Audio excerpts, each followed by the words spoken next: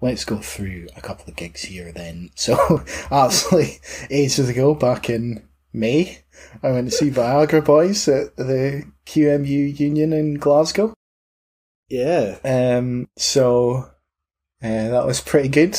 It's the first time I've been to QMU. It's like a 20-minute tube ride or something from the city centre. And you were going to, what was it, Darwin Deez the same night? Darwin Deez, yeah, we saw him at St. Luke's. So that was really good. So I think he was originally meant to be touring way back in 2020 to kind of celebrate the 10-year anniversary of his debut album, but obviously with kind of COVID and what have you, it got rescheduled. But it was really good. It was really good. He was supported by a band called Youth Sector, which, yeah, they blew me away. They were really good. I hadn't heard from them before, and it wasn't until I was doing my notes that I found out that they're a Brighton-based band. For some reason, I just assumed they were American. But yeah, they were fantastic. Like, I'm going to be keeping a close eye on them. They released their second EP, Adult Contemporary, in February of this year. So it must have been just before I saw him in Glasgow. But yeah, Darwin Deeds was he was on fire. Like, it was really good. He's quite well known for him and his band doing like almost Napoleon Dynamite-esque dance sequences. So he'd play, I think he pretty much played his first album back to back, and then, played songs from his other couple of albums, and then every now and again they've just kind of stop what they're doing and like do all this kind of synchronized dance things. So yeah, it was really good. And I think, yeah, Tom bought his first album on vinyl and got signed. Nice. At the end of the gig. I didn't, because I didn't have enough money, but it's pretty cool nevertheless. Well, at the Viagra Boys gig, they were selling the usual merch. I don't think they had any records, but they were selling like a Viagra Boys lighter. So it's like a lighter with the Viagra Boys logo on it, which I was going to buy because it was cheap, and I was like, I'm skint and I want some merch, but obviously they were sold out, so I didn't get anything from that gig. But the support for Viagra Boys was what's a band? Well, it was a singer-songwriter called Grace Cummings, who's from Australia. But right, okay. And I think the sort of music she's got on Spotify is quite acousticy and stripped back, but she actually had a sort of full band with her, so everything was electrified, and it was like sounded a lot bigger, like almost like big stadium rock kind of numbers. So she was pretty good. She's got one hell of a voice as well, so definitely worth checking out. I don't know if moving forward there'll be more of that kind of thing, more sort of electrified stuff rather than the more singer-songwriter stuff, but definitely worth checking out. But Viagra Boys themselves were, like, the sound wasn't amazing. Like, right, okay, it was pretty good, but the sound wasn't amazing because it's sort of a little bit cavernous, I suppose, but it didn't really matter because they were good. Like, they played heaps of stuff from Streetworms, heaps of stuff from Welfare Jazz. They played some new stuff. They opened with a song called Research Chemicals, which I've never heard before. It's from their Consistency of Energy EP, which is from way back in 2016, so like well before we'd even knew anything about them. So they came out to that, so I was like, I don't know this song, so I felt a little bit left out. but it was really good. And then they played a couple of new tracks. They played Just Like You from Streetworms, which was awesome. Six Shooter, which is just like grooves upon grooves upon grooves, no vocals. Slow Learner, Ain't No Thief, which is another new one, which is really good as well. Secret Canine Agent. They played Toad, which was which was brilliant.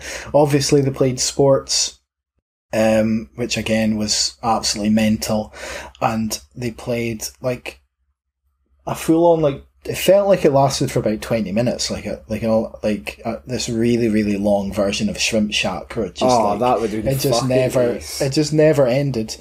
And I love that truck. And that's like, there was an encore, and I think they played Worms and Down in the Basement, but I had to leave to go and get my my tube back into town so I could get home at a reasonable time to get a bus back home. So I missed those, but yeah, I was done after 20 minutes of Shrimp Shack. I was like, that's plenty. That was just start seeing through time and space. Yeah, that was more than enough. And the fucking Sebastian, the front man, he comes out with his shades on, topless, just covered in tattoos, and he doesn't give a fuck. He's just got a big pot belly, and he's just kind of strutting about the stage, howling and yelping. It's just, yeah, it was absolutely brilliant. I was moaning about the sound a wee bit at the start there, but it really didn't matter. The performance more than made up for it, kind of thing. Yeah, it was fucking excellent. So, I think it's sometime in January they're back in Glasgow at the Barrowlands. Are we not seeing them? Yeah, that's when it is. In January, yeah. I'm just trying to remember when it was. I thought it was December, man, for some reason. No, I'm pretty sure it's January. We probably should find out. Yeah, it's definitely January. I just don't know the exact date. It's the 20th or something. It's late January. Anyway. So they were really good. Just looking forward to seeing them again. I then, just about a week later, I saw Man on Man at Broadcast in Glasgow. So it was good to go back to Broadcast because that's one of my favourite little venues in Glasgow. And I've seen Brutus there, I've seen Press Club there. The sound is always brilliant. For whatever reason, it's just this little tiny basement venue. I don't know, maybe hold about 100 people at a squeeze. Where is that again, Snedds? Where is far end of Sauchiehall Street. It's across the road from the garage, pretty much. A little bit further down. Ah, right, okay. Yeah. A little bit further down from there. So, it's a good little venue. It's got a cool bar up the stairs. And then you go down into the basement. But they had support from Jack Brotherhood, who is the frontman of the queer indie rock band of the same name. But it was just him doing some songs, some sort of emo-y kind of stuff, but in particular the song Heteronormativity, which I think at the time was his new single, but that's off the new EP Live Laugh Jack Brotherhood, which I think is quite a good title. And that was a particularly good song. So he was up first, and then Man and Man came out, and they did I'd say they did most of their album. I think they opened with 1983. And I remember I don't know if it was 1983, but either that or the second song, they basically had a big smooch on stage just before they started playing, which was funny. And kind of, if you didn't realise they were a couple until then, they made it very clear. So that was quite good. They played Stoner, which is that really long, sort of 6-minute opening track from the album, which was good. What struck me was they basically sounded exactly the same as they did on the record, which is really impressive. I think they had a drum track playing in the background. Yeah, and those harmonies and things that they do on the album, it was brilliant. Really good. They did Baby You're My Everything, which is quite sort of it's basically a love song. Yeah, absolutely. Which I was surprised they did, but it actually sounded really good. They did Beach House, it's really fun as well. Two at a Time, and they did a song called Piggy, which is not from the album, and I can't find it anywhere on like Spotify or anything, but it was basically a song, something to do with like creeps that don't put their photos up on like dating profiles. And there's one line in it where they're singing, if you wanna fuck me, then we'll talk about it. And it's got this really, really cool guitar part in it, like really heavy guitar part in it as well. So that was a really good song. So I would hope that they'd release that at some point. I think they are working on a new album, but I don't know if that is they didn't say it was a new song or anything. They just played it. So yeah. Was there much interaction between them and the crowd? There was quite a lot of interaction. They were just kind of just the usual sort of crowd interaction. There was some sort of weird American bashing at one. No, is it American bashing? No, was it fuck the English kind of bashing at some point because it was Scotland? But I think they'd come from London or something, and then there was people in the crowd like, oh fuck them, or like you know what Glasgow's like. So yeah. But they dealt with that well. It was fairly good natured. Were they just in their pants? Were they just in their tighty whities? No. What were they disappointing? Wearing? They had sort of, I think they were just in like sort of white t-shirts with like boiler suits, like with the top tied around their waist. Yeah. White, something like that. It wasn't. They weren't in their tighty whities. Which maybe that is a bit disappointing, but that's fairly. It's fairly over the top, I suppose. It is. But I'm gutted I missed that, man. Yeah, well, they ended with Daddy, which was absolutely fucking amazing. I think some of the gigs they did, like around other towns and cities in the UK, there was an encore where they played "It's So Fun to Be Gay," so it's a bit disappointing that they didn't play that, but that sentiment was there regardless of whether they played that song or not. So yeah, they were really good, and I suppose it was good to see them in such a tiny venue. But it is a little bit of a shame. They should. I feel that they're so good they should be playing somewhere a bit bigger when they come to Scotland. Maybe next time. Yeah, you wonder though. You know what I mean? It's one of these things. You obviously want to see your bands, so you want to see the bands that you like do well and what have you, and kind of reach the audience that they deserve. But I like an intimate gig, mate. You know what I mean? Yeah, that's what it was. Yeah, like I remember going to see Seasick Steve years ago, like in like a tiny tent at like Tea in the Park, or I think it was Tea in the Park. And then, like, I think I went to see him again the following year, and at that point he was playing the main stage, and it was just lost. Like, it just didn't work as well at all. Well, I remember we went to see Flight of the Conchords at the Armadillo in Glasgow, and it was good, but they're the kind of band you want to see in a small venue, not in like a cavernous stadium almost. Yeah, what was it? Was it the Armadillo or was it the Hydro? I think it was the Armadillo, because I don't think it was. I'm not sure, but it was. We were up in the gods anyway, man. Like yeah.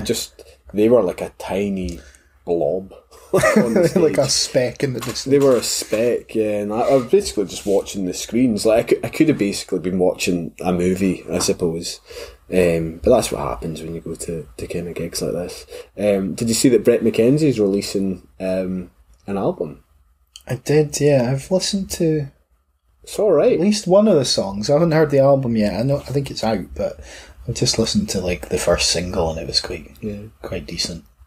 At the end of that Man on Man gig, I went and bought the record on vinyl, so I've got that, and I shook Roddy's hand. And it's one of those moments I didn't really know what to say to him. And he shook my hand, and I was like, you know when you shake someone's hand and they're like, they've got a really manly, like strong grip, and you feel a bit like, I can't match up to this. Like, I felt a little bit like that, but he was very nice. He was very nice. What did he say to you? Can't remember. You were that starstruck. Yeah, I was. I think he just said, thanks. I think I just said I really like the album, and he's like, "Oh, you've heard it?" And I was like, Yeah, yeah, I've heard it. That's about it. But it was very nice. It's like famously, remember our mutual friend Beats, James McDonald, met Bob Dylan. Yeah. And it's one of those things, like, he was quite genuine and quite authentic. Like, he just said to him in the passing, like, oh, I like that Mr. Tambourine Man song of yours. Whereas I think I would be dumbstruck. I don't think I'd be able to vocalise anything. Like, what do you say to somebody like that? Yeah. But it's like, I went to see Stuart Lee once, and he was like signing stuff afterwards, and I was like, I'm not even going, because it just was like, what do I even say to him? Oh, you're really funny. Like, oh, you're really funny. You're my favourite comedian or something, and then you're like, alright, see ya. I don't know. Cheers, mate. Yeah. I don't know what to say to him. Anyway. Well, remember when we went to see Richard Herring? And I did get his book, I think it was his Emergency Questions book signed. And he signed it to Andrew. And I was like, my name's not Andrew. And he was like, oh well.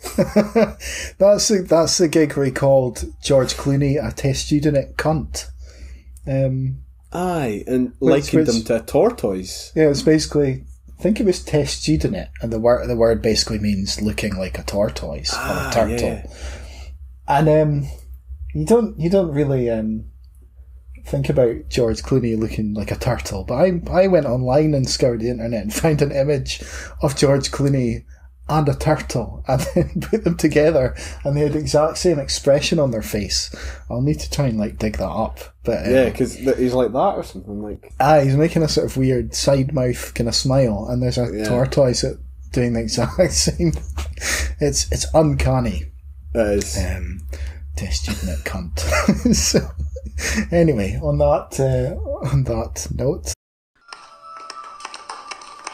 it's not finished. It's finished.